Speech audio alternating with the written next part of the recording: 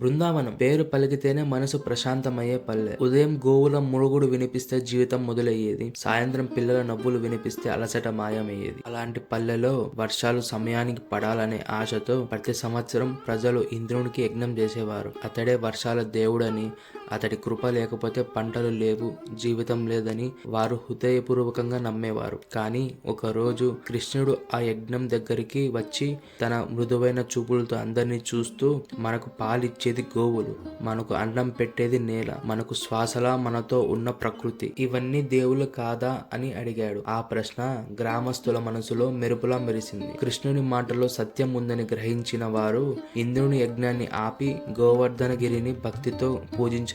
ఇది తెలిసిన ఇంద్రుడు అహంకారంతో అగ్నిలా రగిలిపోయాడు. ఆకాశాన్ని చీల్చేలా భయంకరమైన వర్షం కురిపించాడు. రాత్రి బవళ్ళు వర్షం పడుతూనే ఉండగా ఇల్లు కూలాయి, గోవులు వణికాయి, చిన్న పిల్లల కన్నీళ్లు పళ్ళెం నింపాయి. ఆ క్షణంలో కృష్ణుడు ముందుకు వచ్చి భయంతో వణికిపోతున్న ప్రజలను చూసి, భయపడకండి అన్న ఒక్క మాటతో ధైర్యం నింపి తన చిన్న వ్రేలుతో గోవర్ధనగిరిని సులువుగా ఎత్తాడు. ఆ గిరి కింద తల్లి చేతులు పట్టుకున్న పిల్లలు, వృద్ధుల కళ్ళల్లో ఆశ, గోవుల శ్వాసల్లో నమ్మకం కనిపించింది. 7 రోజులు 7 రాత్రులు వర్షం కురిసినా ఒక్క చుక్క కూడా వారిని తాకలేదు. చివరికి ఇంద్రుడు తన తప్పును గ్రహించి అహంకారాన్ని వదిలి శ్రీకృష్ణుని నమస్కరించగా బృందావన ప్రజలు ఒక సత్యాన్ని తెలుసుకున్నారు. అహంకారం దేవుడు కాదు, ప్రేమతో నిండిన ధర్మమే నిజమైన దేవుడు. అదే శ్రీకృష్ణుని లీల. ఇలాంటి వీడియోలు మరిన్ని కావాలంటే ఛానల్ని సబ్స్క్రైబ్ చేసుకోండి.